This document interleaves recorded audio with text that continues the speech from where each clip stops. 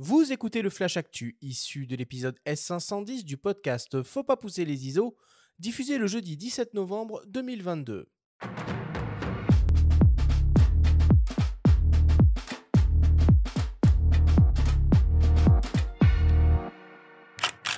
Cette semaine, dans le Flash Actu, Pentax lance un nouveau réflexe. Sigma adapte son 18-50 mm en monture Fujifilm et il vous reste quelques semaines pour découvrir l'exposition Femmes, photographes de guerre à Paris. Le Flash Actu vous est présenté par Fox.fr, le site des spécialistes de l'image.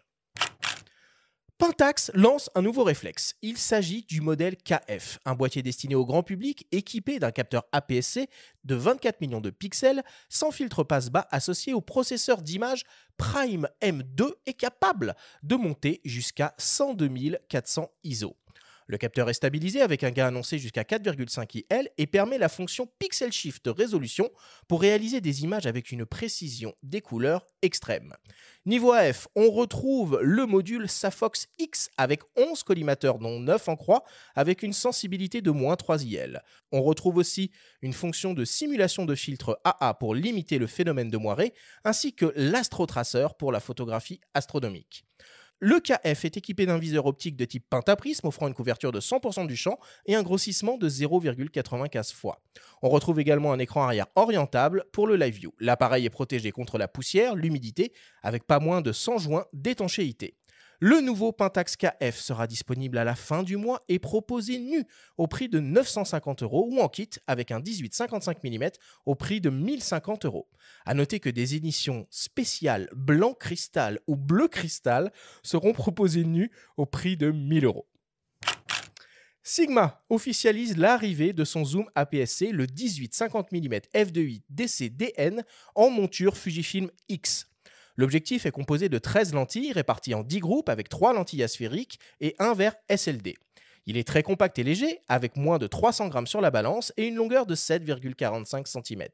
Il est équipé d'une motorisation autofocus pas à pas adaptée à la photo et la vidéo, compatible avec les modes de détection des yeux intégrés dans les boîtiers Fujifilm. Le Sigma 18-50 mm f2.8 DCDN en monture Fujifilm X sera disponible dès le mois de décembre et sera proposé au prix de 499 €.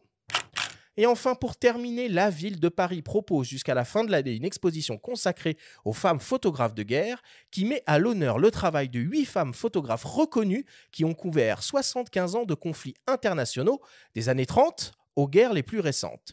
Lee Miller, Gerda Taro, Catherine Leroy, Christine Spengler, Françoise de Milder, Suzanne Meiselas, Caroline Cole et Anna Niedringhaus. À l'aide d'une centaine de documents, plus de 80 photographies ainsi qu'une douzaine de journaux et de magazines originaux, l'exposition met en évidence l'implication des femmes dans tous les conflits, qu'elles soient combattantes, victimes ou témoins. L'exposition Femmes photographes de guerre est à retrouver jusqu'au 31 décembre au Musée de la Libération de Paris, Musée du Général Leclerc et Musée Jean Moulin aux 4 avenue du Colonel Henri Roltanguy dans le 14e arrondissement.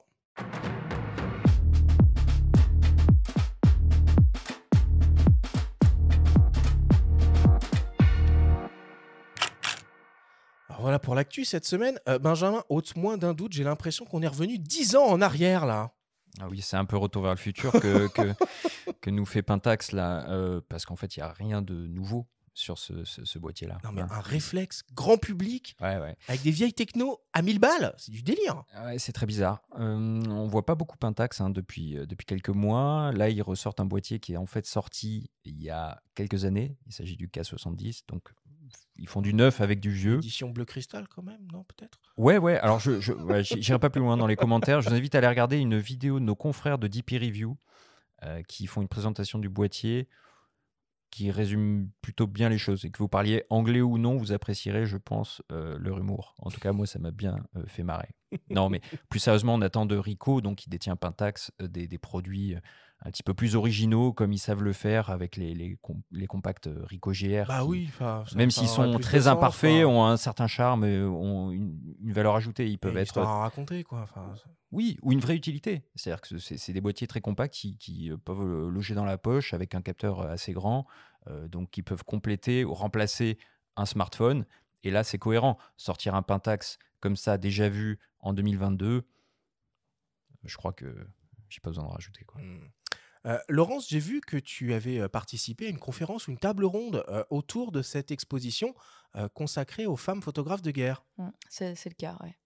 Tu l'as vu du coup l'exposition? Tu Pas peux encore eu nous... le temps de le voir. D'accord. Et moi non plus. Et je suis. Parce qu'en fait, c'était le soir, on pouvait pas visiter. Ah ouais? Donc, il faut que j'y retourne en journée, avant la fin, parce que c'est bientôt la fin, là.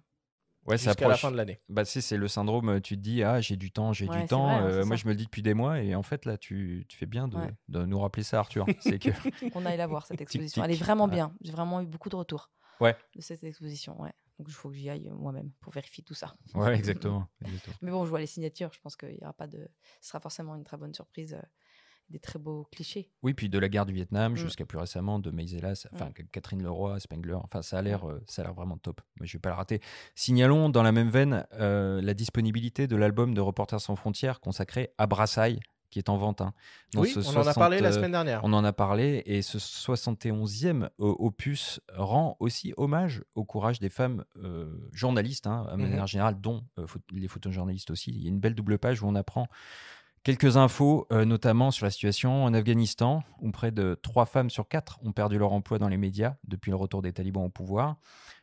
Au Mexique, où 14 journalistes, dont une femme, ont été tués, ou encore en Palestine, destination qui t'est chère, je crois, qui te tient à cœur, où on a déploré la mort de Shirin Abu Akleh le 11 mai dernier, et ce qui a suscité une très vive émotion jusqu'à la Maison-Blanche à Washington. J'imagine que ça a dû te toucher aussi, ça.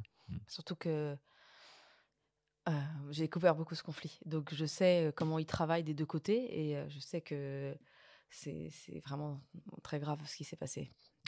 Oui, on a parlé tout à l'heure de ton travail eau forte que tu as mené là-bas. Au trouble, ouais, au trouble, sur pardon. le partage de l'eau inégale.